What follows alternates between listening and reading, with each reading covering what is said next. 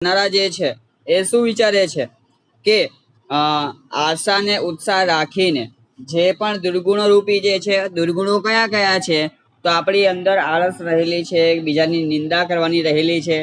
તો આ જે બીજા પ્રત્યેની ઈર્ષ્યા રાખવાની આ બધી જે વસ્તુ જે છે, આ બધા દુર્ગુણો જે છે એ ત્યજીને, એ દૂર કરીને નવું કંઈક સર્જન કરવું છે અને સારા કાર્યો કરીને આ પૃથ્વીને સ્વર્ગ બનાવવાની વાત જે છે આ કાવ્યમાં બાલ મુકુંદ દવે કરે છે.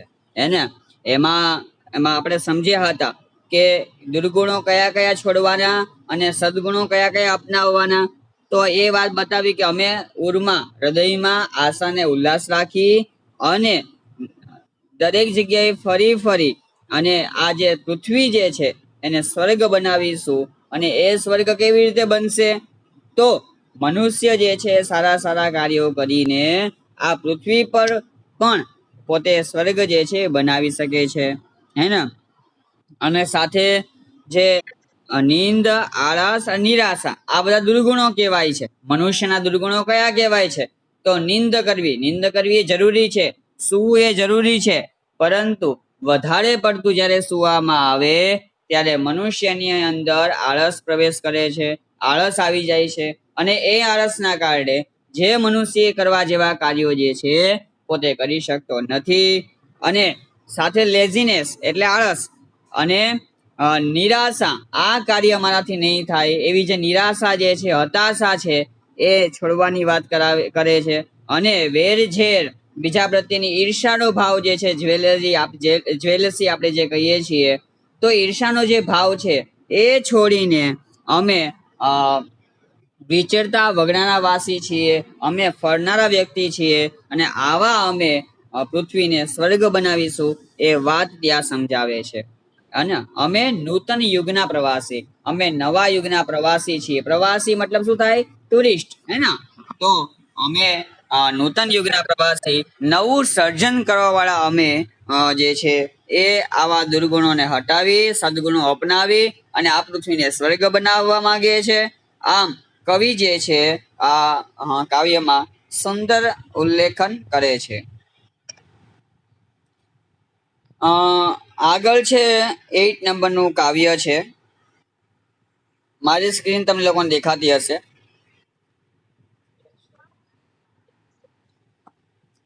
આભાર કાવ્ય. સોનેટ કાવ્યનો પ્રકાર કયો છે? સોનેટ કાવ્યનો સાહિત્ય પ્રકાર હંમેશા યાદ રાખવાનો. જે ચેપ્ટર હોય એ ચેપ્ટરના કવિ લેખકનું નામ, સાથે સાથે કાવ્ય શેમાંથી લેવામાં આવેલું છે એ, અને કાવ્યનો સાહિત્ય પ્રકાર કયો છે, આ બધી વસ્તુ જે છે તમારા લોકોએ યાદ રાખવાની હોય છે. કાવ્યમાં જોઈશું ઉષ્ણસ. ઉષ્ણસ છે ઉપનામ છે. કોનું ઉપનામ છે? નટવરલાલ કુબેરદાસ પંડ્યા. એનું નામ શું છે અહીંયા આપેલું છે? નટવરલાલ કુબેરદાસ પંડ્યા. અને ઉષ્ણસ એને ઉપનામથી બોલાવે છે. એમનો જન્મ, એવું છે, રૂકો, ઓકે.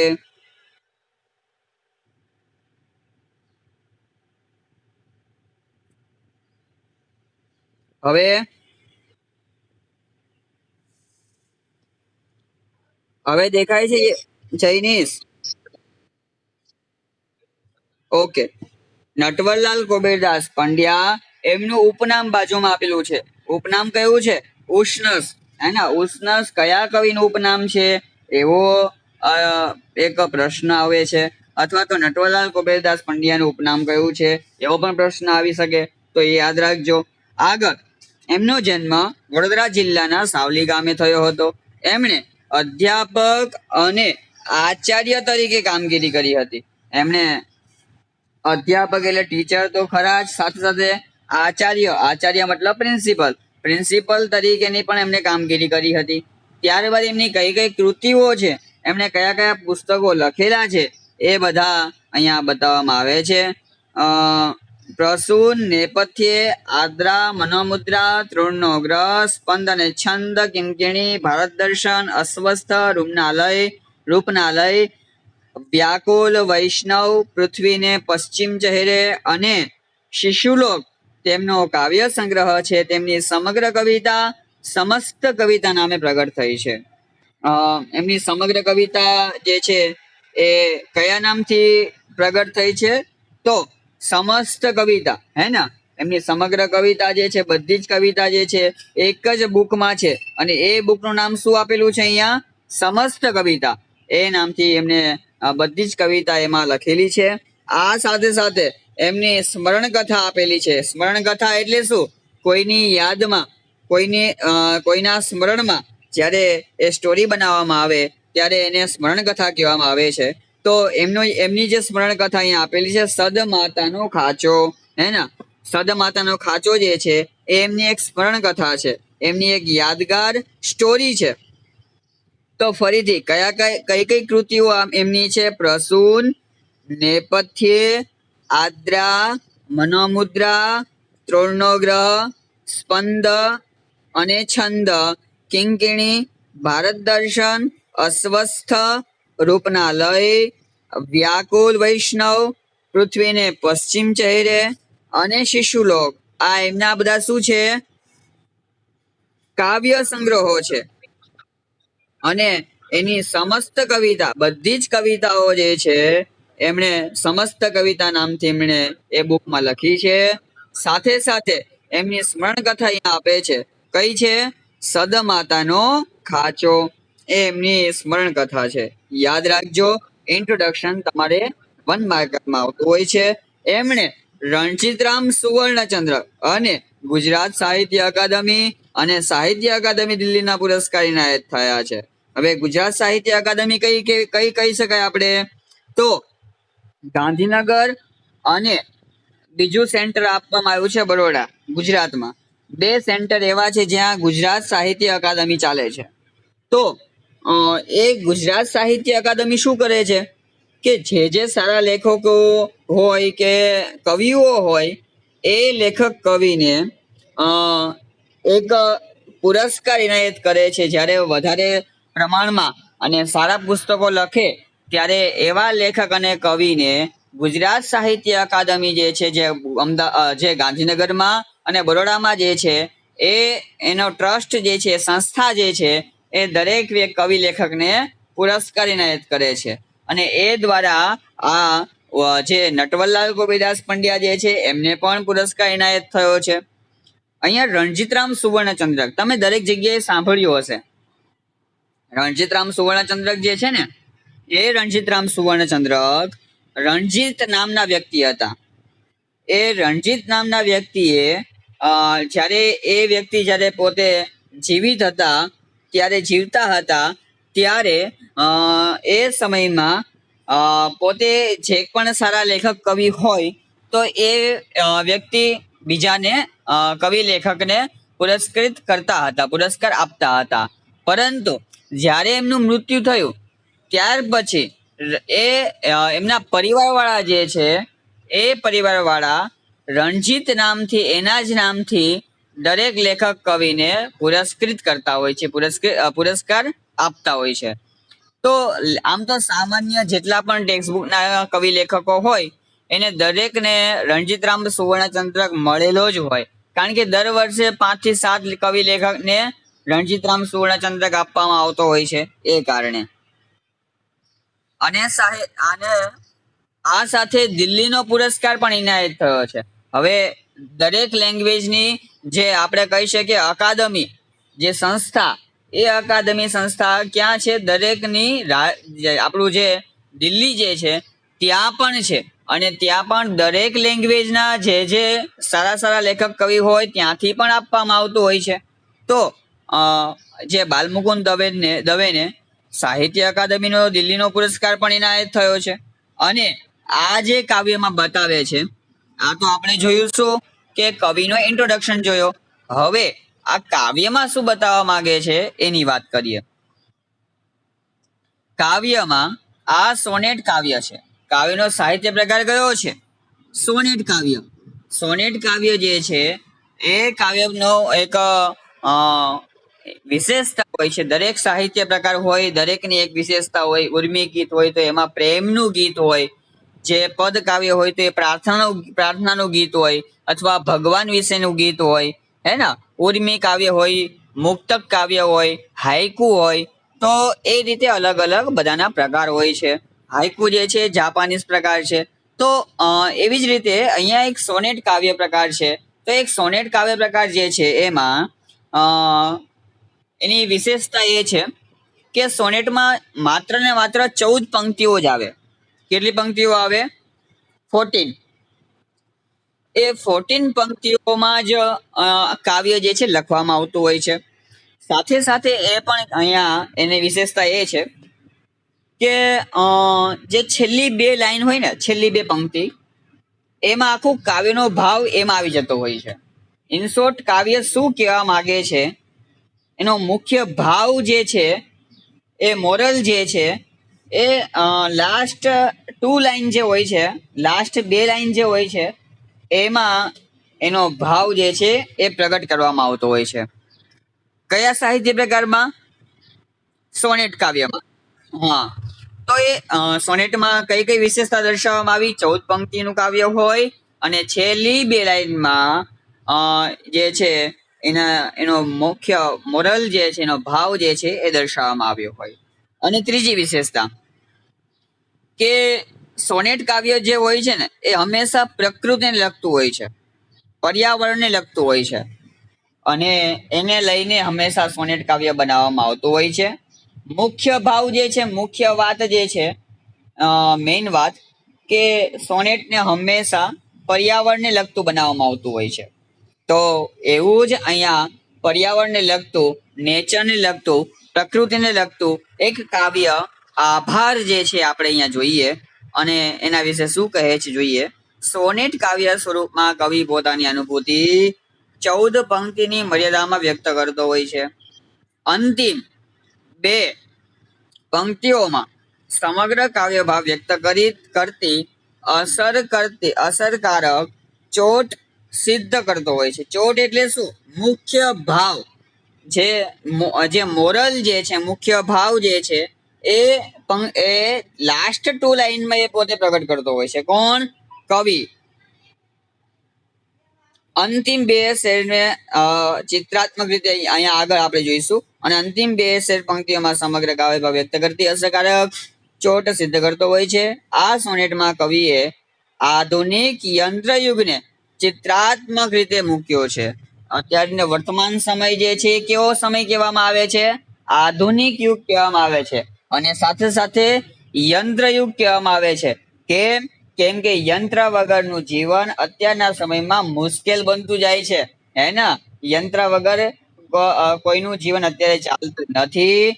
એટલા માટે દરેક જગ્યાએ આપણે જોઈએ છે લેપટોપ, કોમ્પ્યુટર, મોબાઈલ, હે ને.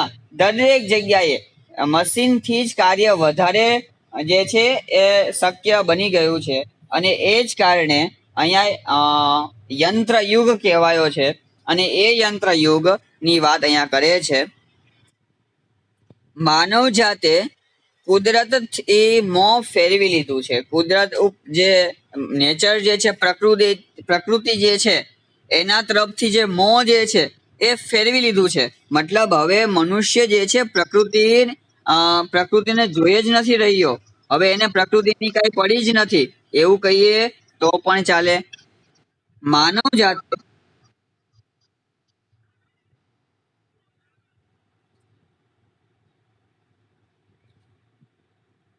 કુદરતનો એને આદિ મહિમા ગુમાવ્યો નથી. કવિ પ્રકૃતિ તરફ આભારની લાગણી વ્યક્ત કરે છે.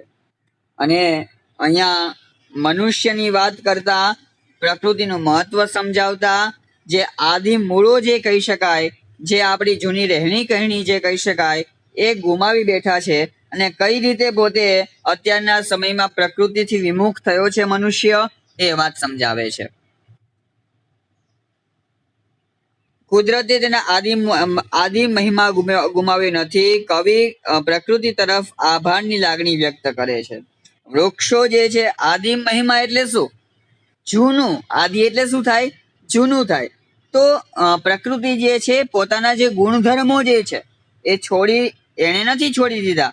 મનુષ્યએ ભલે છોડી દીધા, મનુષ્ય ભલે વૃક્ષો કાપીને પ્રકૃતિથી વિમુખ થઈ ગયો છે, પરંતુ અત્યારના સમયમાં જે મનુષ્યએ પોતે જે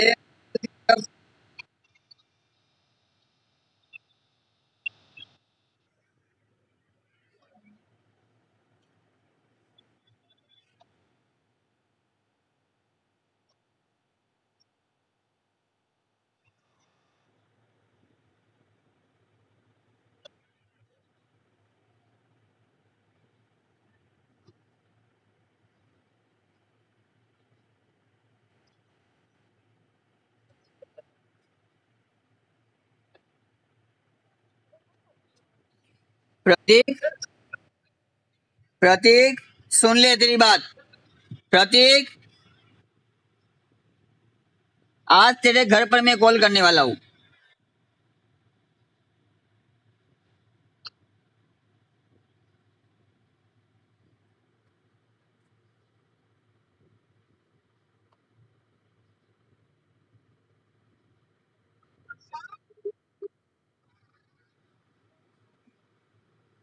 मैं बोल ही नहीं रहा हूँ तो कहाँ से बजाएगी?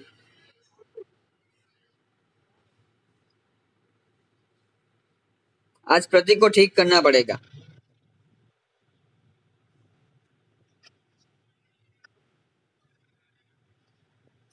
એ આજે ને ઘરે ફોન જશે ને પછી ખબર પડશે. કઈ વાંધો નહીં, આજે પૂરું થઈ ગયું એનું. ચલો આગળ જઈશું આપણે. તો એ પ્રકૃતિથી વિમુખ થયો છે, નેચરથી જે મનુષ્ય વિમુખ થયો છે, પરંતુ પ્રકૃતિનું આપણે મહત્વ અહીંયા કવિ સમજાવ. હા,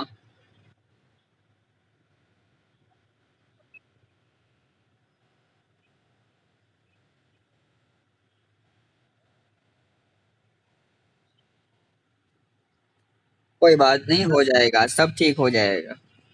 તો પ્રકૃતિ પ્રકૃતિથી વિમુખ થયેલો જે મનુષ્ય જે છે એ મનુષ્ય અહીંયા એની વાત કરતા આગળ દર્શાવે પ્રકૃતિ જે છે એ મનુષ્ય તરફ વિમુખ થઈ નથી. એટલે મહત્વ અહીંયા પ્રકૃતિનું દર્શાવે છે, નેચરનું દર્શાવે છે. કેમ? કેમ કે જ્યારે આપણે કંઈક વૃક્ષ ઉગાડીએ છીએ, કંઈ પણ પૌધો ઉગાડીએ છીએ, કંઈ પણ છોડ ઉગાડીએ છીએ, ત્યારે એ છોડ જે છે પોતાના જે વાસ્તવિક જે ફૂલો જે છે એ જ મનુષ્યને આપે છે, એ પ્લાસ્ટિકના ફૂલો આપતો નથી. અને એ વાત અહીંયા સમજાવતા આગળ કહે છે, કુદરતે મોં ફેરવી લીધું છે પણ કુદરતની તેનો આદિમ મહિમા ગુમાવ્યો નથી. કવિ પ્રકૃતિ તરફ આભારની લાગણી વ્યક્ત કરે છે અને આ દ્વારા અહીંયા જે સ્પષ્ટ કરવામાં આવ્યું છે કયું કાવ્યનું જે ટોપિક જે છે આપણા ટોપિકનો જે પેલું જે કહી શકાય કે હેડિંગ જે છે આભાર, અને એ આભાર જે છે અહીંયા સ્પષ્ટ થાય છે. તો અહીંયા પ્રકૃતિને અહીંયા આભારની લાગણી વ્યક્ત કરે છે કોણ? કવિ. કેમ? કેમ કે પ્રકૃતિએ પણ પોતે જે મૂળો જે છે પોતાના જે ફળ ફૂલો જે છે જે વાસ્તવિક ફળ ફૂલો એ જ ફળ ફૂલો અત્યારે મનુષ્યને આપે છે એ કારણે. આગળ કાવ્યની પ્રથમ પંક્તિમાં જ કવિ લખે છે, અમે તો આકાશ ભણી પીઠ કરીને ભીત ચણી હતી, આમ છતાં અમારા ઘરની છેક ભીતર હજુ કબૂતરો, હોલા અને ચકલીઓ આવે છે. આ સાથે રસોડામાં તેમના દ્વારા પડતા તણખલા, તેમની ચીચી ટહુકા, ખરેલા પીછાઓથી કવિને ખૂબ સારું લાગે છે. હજુ સારું છે કે ભીતની તળમાંથી પૂછ્યા વગર ઘાસ ઉગી નીકળે છે. આમ માણસે ઊભી કરેલી કૃતજ્ઞ કઠોળ ભીતોને તોડીને પણ પ્રકૃતિ તેની પાસે દોડી આવે છે. અંતિમ બે પંક્તિઓમાં આખા કાવ્યની ચોટ ધારદાર રીતે વ્યક્ત કરતા કવિ લખે છે, માટીએ તેનામાં હજી પહેલા આદિમ મૂળો સાચવી રાખ્યા છે, જેથી વાડ છોડે પ્લાસ્ટિકના ફૂલો ખીલતા નથી. માણસ ભલે બદલાયો પણ પ્રકૃતિ તેના ગુણધર્મો જાળવી રાખ્યા છે. એ બદલ કવિ આભારની લાગણી વ્યક્ત કરે છે. કઈ રીતે અહીંયા આભારની લાગણી વ્યક્ત કરે છે? તો આગળ જ કવિએ દર્શાવી દીધું, કહી દીધું ઇન્ટ્રોડક્શનમાં કે જ્યારે મનુષ્યએ શું કર્યું છે, વૃક્ષોને કાપી અને એની ઉપર દિવાલો ઊભી કરી દીધી છે, તે છતાં પણ એ દિવાલની તિરાડમાંથી પણ જે વૃક્ષો જે છે, પ્રકૃતિ જે છે એ ઉગી નીકળે છે. અને જે ટહુકા કરતી કોણ, ચકલીઓ, જે પોતે જે પક્ષીઓ પણ જે છે એ પણ પોતે પૂછ્યા વગર હજી પણ ઘરમાં આવી જાય છે. એ કવિને અહીંયા ખૂબ જ ગમે છે. એ વાત અહીંયા દર્શાવવામાં આવી છે.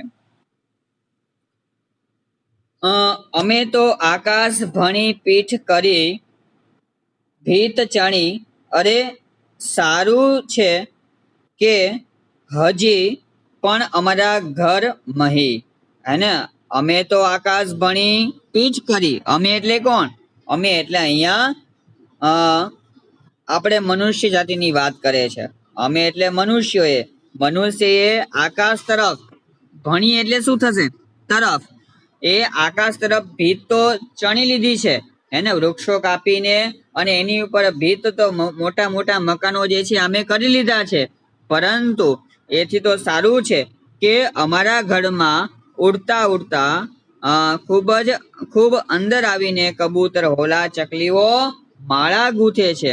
હે ને, હજી ઘણું સારું છે કે જે પક્ષીઓ, જે આપણે કહી શકીએ કબૂતર હોય, ચકલી હોય કે હોલા હોય, એ ઉડી ઉડીને ક્યાં આવે છે, અમારા ઘર મહી. મહી મતલબ અંદર. હે ને, મહી મતલબ શું થશે, અંદર. હજી સારું છે કે ભલે દિવાલો કરીને અમે એ બારી બારણા મૂકીને મકાનો મોટા મોટા ઊભા કરી લીધા છે, તે છતાં પણ જે પક્ષીઓ જે છે પોતાનો સ્વભાવ, જે મનુષ્ય સાથે રહેવાનો સ્વભાવ એ છોડતો નથી. એ પક્ષીઓ છોડતા નથી. અને આગળ પણ કહે છે, ઘણે ઊંડે ઊંડે ઉડતી આવી ભીતરે ગૂંથે છે માળાઓ, કબૂતર, કપોતો, ચકલીઓ. હે ને, અને સાથે સાથે બીજી લાઈનમાં શું કહે છે કે આવીને શું કરે છે, ગૂંથે છે.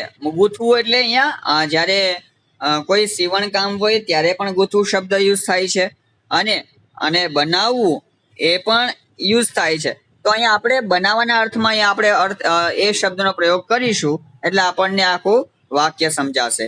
તો ગૂંથે છે મતલબ બનાવે છે. શું બનાવે છે? માળાઓ બનાવે છે. કોણ કોણ બનાવે છે? તો કબૂતરો, કપોતો અને ચકલીઓ. હે ને, ઘરમાં આવીને ઉડી ઉડીને પોતે ઘરની અંદર શું બનાવે છે? માળાઓ બનાવે છે. કબૂતર, કપોત એટલે પણ કબૂતર થશે, અથવા હોલા પણ એક તમે એના અર્થમાં લઈ શકો છો. આગળ કહે છે, અને એ દ્વારા લઈ આવે છે થોડું ગગન, ઘરમાં એ મીશ વળી, અમે સૌના ઋણી, નભતી ઘરમાં જેવી નભતા. લઈ આવે છે થોડું ગગન. ગગન એટલે શું થશે?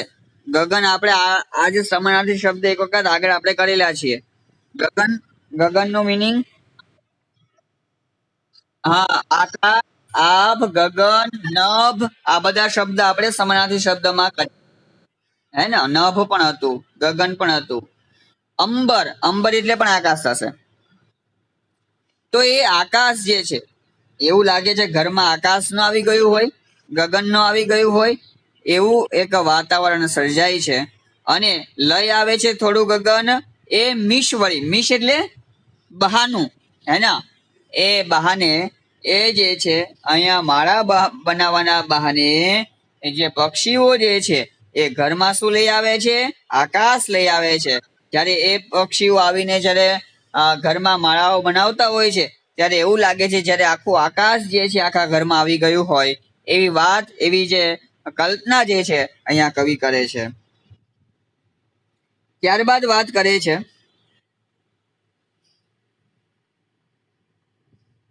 અમે સૌના ઋણી, નભતી ઘરમાં જેથી નભતા, હજી સારું છે કે શિર પર રસોડે તણખલા, ઝીણી ચીંચી ટવકા, મલમલી પીછાઓ ખરી રહે, હજી એ આવે છે.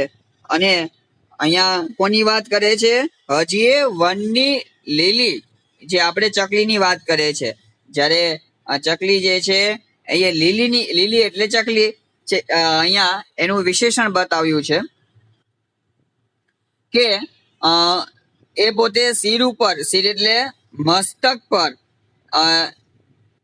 એ તણખલા લઈ આવે, ચીચી કરે, અને એના પીછાઓ કેવા હોય છે? મલમલી પીછાઓ. એને અહીંયા વિશેષણ આપ્યું છે પીછાનું. પીછા કેવા છે એના? તો એકદમ સુંદર છે, સુંદર એવા પીછા. અને એ સુંદર પીછાને લઈને એ જે ચકલીઓ જે છે એને પરી કે એ ચકલીઓ જે છે એ પરીઓની કથા કહેવા માટે, પરીઓની સ્ટોરી કહેવા માટે એ પોતે આવે છે. અને વનની લીલી કહેવા પરીકથા એટલે પરીની કથા, જે આપણે સ્ટોરી કહી શકીએ, હે ને. હવામાં આગેનું પરણ મનમાં છેક ખરતું, હજી તો સારું છે ભીત તરણમાં માથું ઉચકી. હવે અહીંયા કવિ શું કહે છે? કવિનો ભાવ અહીંયા જે કહેવા માંગે છે એ અહીંયા બતાવે છે કે હજી એ સારું છે, હજુ પણ સારું છે. શું સારું છે? કે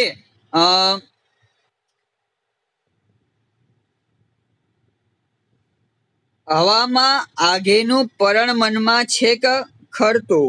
અહીંયા સારી વાત એ કરે છે કે જે હવામાં જે છે, સોરી કઈ લાઈન છે? હા, હજી આવે છે વનની લીલી કહેવા પરિકથા. હવામાં આગેનું પરણ મનમાં છેક ખરતું. હવામાં એટલે જ્યારે મનમાં જે છે એક વિચાર આવતો. કયો વિચાર આવે છે? હજી સારું છે ભીત તરાળમાં માથું ઉચકે. જે ભીતની તિરાડમાં, તરાડ જે છે અહીંયા તળપદા શબ્દ છે, તો એ તિરાડમાંથી ભીતમાંથી, ભીત એટલે દિવાલ થશે, હે ને. દિવાલમાંથી પણ એ જે તિરાડ જે હોય ને, એ તિરાડમાંથી આપણે જોઈએ કે ઘરની આસપાસ જે તિરાડ હોય ને, એ તિરાડમાંથી પણ શું ઉગી નીકળે? નાના નાના છોડવા જે છે નીકળતા હોય છે, ઉગી નીકળતા હોય છે. તો એમાંથી પણ તરાડમાંથી માથું ઉચકીને વિના પૂછ્યા વગર ગાછ્યા તૃણ નીકળતું ફૂંક કરીને, અને ગાછ્યા એટલે નીકળતું એવું તૃણ એટલે શું થશે? ઘાસ.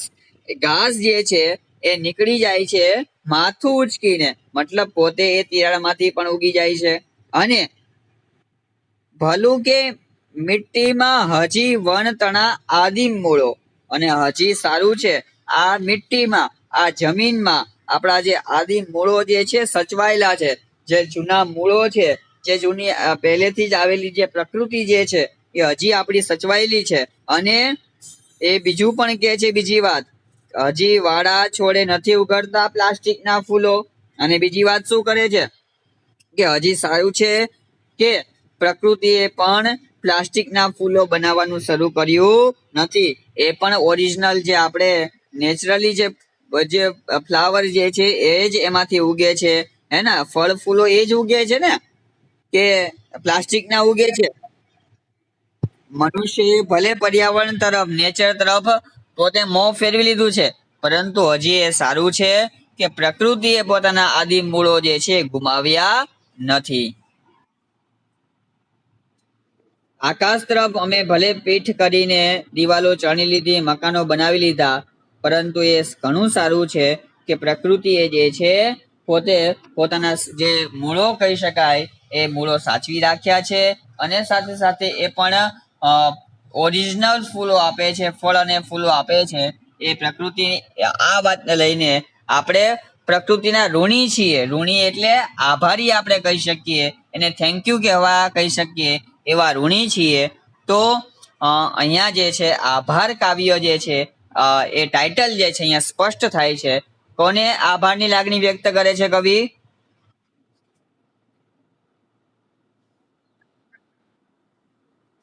આભારની લાગણી કવિ કોને વ્યક્ત કરે છે? પ્રકૃતિને, હે ને, પર્યાવરણને, કે હજી એ સારું છે કે પોતે પ્લાસ્ટિકના ફળ ફૂલો ઉગાડતી નથી. આગળ શબ્દ સમજૂતી. અને આ કાવ્ય શેમાંથી લેવામાં આવેલું છે? અસ્વસ્થ, હે ને, એ કાવ્ય સંગ્રહમાંથી આ જે કાવ્ય જે છે એ લેવામાં આવેલું છે.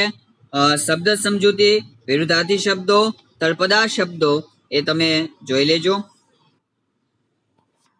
નીચે પ્રશ્નની નીચે આપેલા વિકલ્પોમાંથી સાચો વિકલ્પ પસંદ કરી ખરાની નિશાની કરો.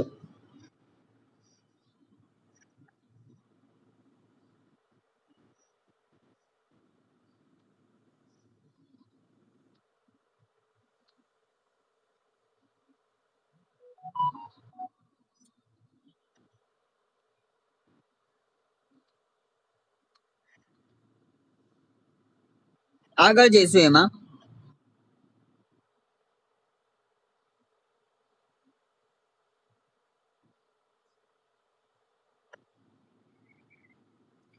ઘરમાં થોડું આકાશ લઈને કોણ આવે છે? ઘરમાં થોડું કબૂતર, કપોત અને ચકલી જે છે એ ઘરમાં થોડું આકાશ લઈને આવે છે. ત્યારબાદનો ક્વેશ્ચન છે ભીતની તિરાડમાંથી કોણ બહાર આવે છે? ભીતની તિરાડમાંથી કોણ બહાર આવે છે? તૃણ, ઘાસ સાઈડમાં આપેલું છે, હે ને? ઘાસ છે એ ઉગે છે ભીતની તિરાડમાંથી. કવિને શું ગમે છે?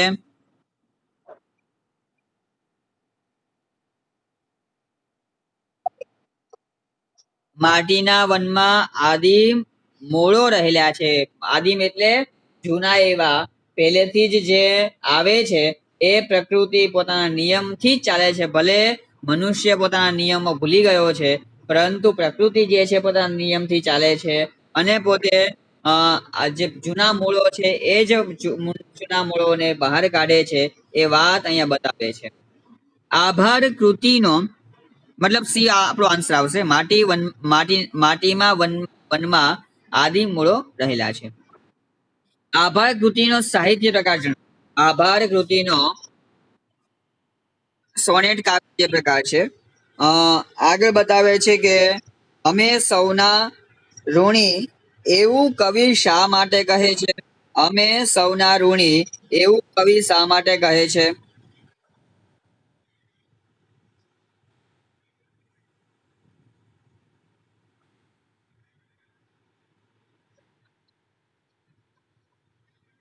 હા, કારણ કે આકાશ તરફ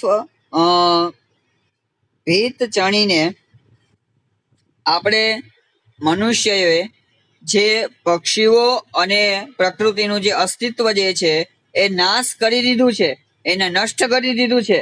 તે છતાં પણ પક્ષીઓ ઘરમાં આવીને માળાઓ બાંધે છે અને સાથે સાથે પૂછ્યા વગર ભીતની તિરાડમાંથી જે ઘાસ જે છે એ ફૂંક કરીને નીકળી આવે છે. આમ જે છે એ અમે સૌના ઋણી આવું પ્રકૃતિ કરતી હોવાથી અમે સૌના ઋણી એવું કવિ કહે છે. અથવા તમે એવું પણ લખી શકો કે આકાશ તરફ મનુષ્યએ પીઠ કરી લીધી છે, ભીત ચણી લીધી છે, જે પક્ષીઓના રહેઠાણ જે છે એ નષ્ટ કરી દીધા છે. તે છતાં પણ પક્ષીઓ જે છે પોતે માળાઓ બનાવવા માટે એ ઘરમાં પૂછ્યા વગર ઘૂસી જાય છે અને થોડું આકાશ જે છે એ ઘરની અંદર લાવી દે છે. માટે અમે સૌના ઋણી એવું કવિ કહે છે. અમે આકાશ તરફ શું ચણી લીધું છે? હા, એમ કરીને અમે પ્રકૃતિ તરફ જે છે વિમુખ, પ્રકૃતિથી વિમુખ થઈ ગયા છીએ. પ્રકૃતિ એટલે શું? નેચર, હે ને? આગળ ભીતમાંથી પૂછ્યા વગર શું નીકળે છે? આ તો એ જ આગળનો જ ક્વેશ્ચન આવી ગયો, હે ને? જે MCQ માં બતાવ્યો છે એ જ આવી ગયો છે. ભીતમાંથી પૂછ્યા વગર ઘાસ નીકળે છે. આ કાવ્યમાં જોવા મળતો પ્રકૃતિ પ્રેમ તમારા શબ્દોમાં લખો. તો 4 માર્કર ક્વેશ્ચન હોય તો તમારે ઇન્ટ્રોડક્શન લખવું પડે. કાવ્ય, કૃતિનો પ્રકાર, કૃતિનો સાહિત્ય પ્રકાર, સંદર્ભ, સંદર્ભ એટલે શેમાંથી લેવામાં આવેલું છે? આ સાથે આમાં આન્સર શું આવશે? તો આભાર કાવ્યમાં કવિએ પ્રકૃતિ પ્રેમ દર્શાવ્યો છે. આ કાવ્યનો પ્રકાર સોનેટ કાવ્ય પ્રકાર છે. મનુષ્યએ કુદરતથી વિમુખ થયો છે અને આ દ્વારા કવિ જે છે એ કુદરતનો મહિમા વ્યક્ત કરે છે અને પ્રકૃતિએ જે પોતાના જે નિયમો જે છે એ બદલ્યા નથી અને હજી પણ ઘરમાં કબૂતર હોલા ચકલીઓ આવે છે, માળા બનાવે છે અને મનુષ્યના મકાનમાં આવીને પોતે માળા ગૂંથીને મનુષ્યને આકાશ આવ્યું હોય એવી કલ્પના કરાવે છે. ભીતની તિરાડમાંથી ઘાસ ઉગી નીકળે છે અને માટીએ તેનામાં